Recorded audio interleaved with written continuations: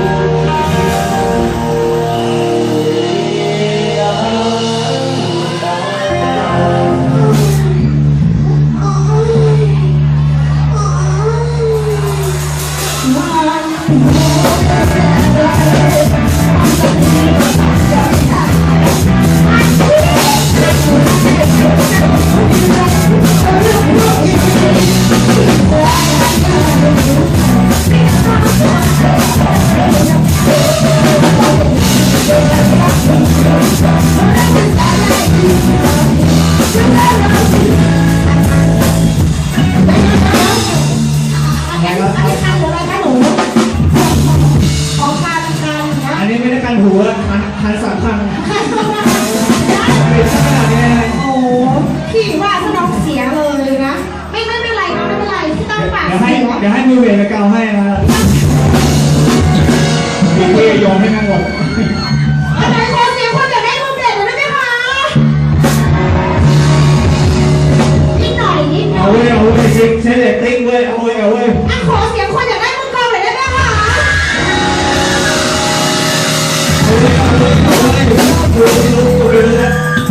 ขอเสียงคนอยากได้มือกีตาร์หน่อยได้บ้างคะนิดหน่อยด้านหลังเป็นไรเอาเว้ยด้านหลังเป็นไรไม่เป็นไรเมียคุณสวยอยู่แล้วค่ะ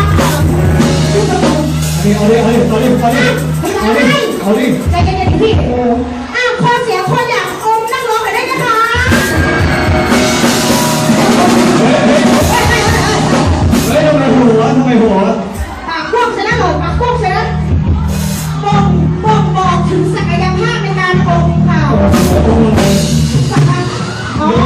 ระโปรงใช่ไหม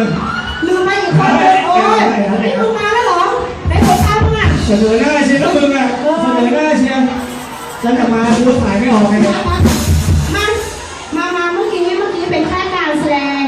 อันนี้ของจริงทั้งใหญ่ทั้งยาวทั้งขาวทั้งยาว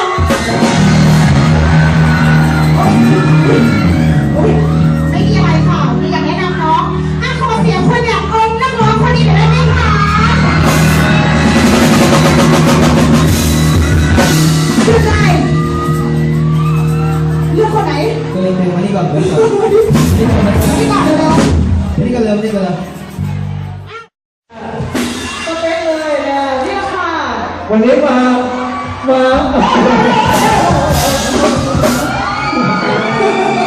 โอ้โหดีนะเด็กกิ๊กมา นี่แหละค่ะ ผีกระชากหัวของเซน โอ้โห อย่าหวนนะใช่ไหม หัวกระชาก ใช่เดี๋ยวไม่สุภาพเลยวันนี้น้องสาวขึ้นมาที่จะให้เต้นคันหูเอาแบบที่เราคิดว่าคันที่สุดแล้วค่ะที่ตั้งแบบก็เอาเด็กเตรียมน้องนะคันหู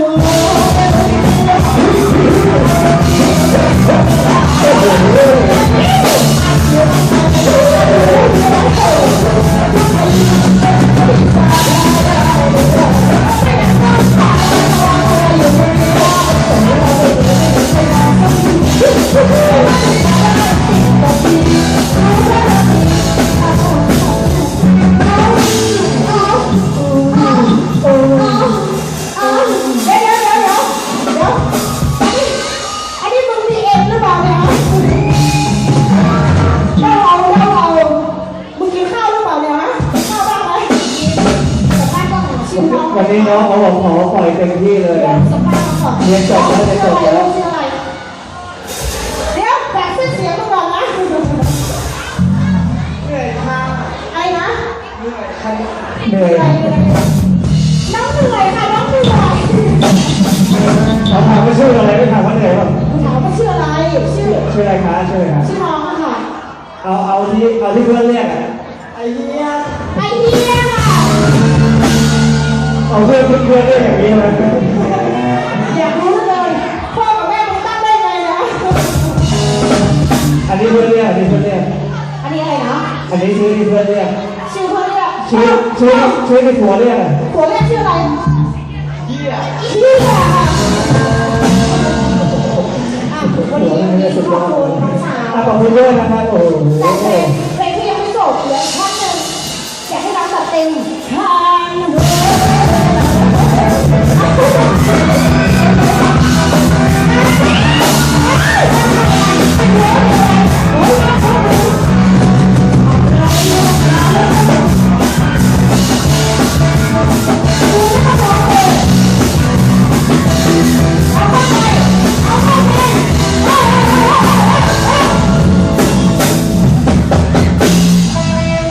โอ้โห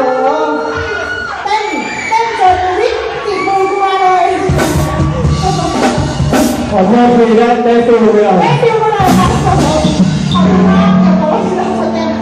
ขอเสียงกรี๊ดให้น้องสาวเลยได้ไหมคะ เดี๋ยวคืนนี้พี่ให้คุณเบสไปหา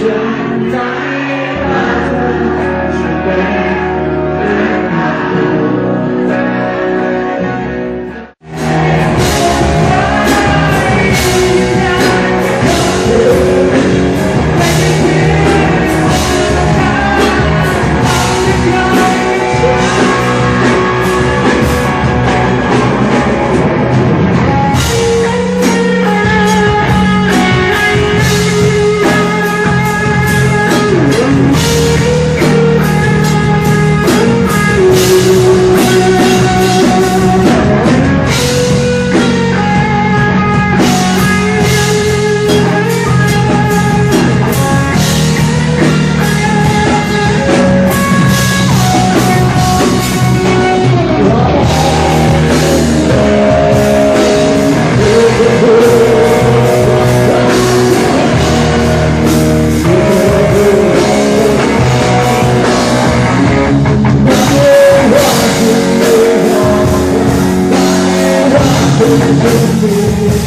back.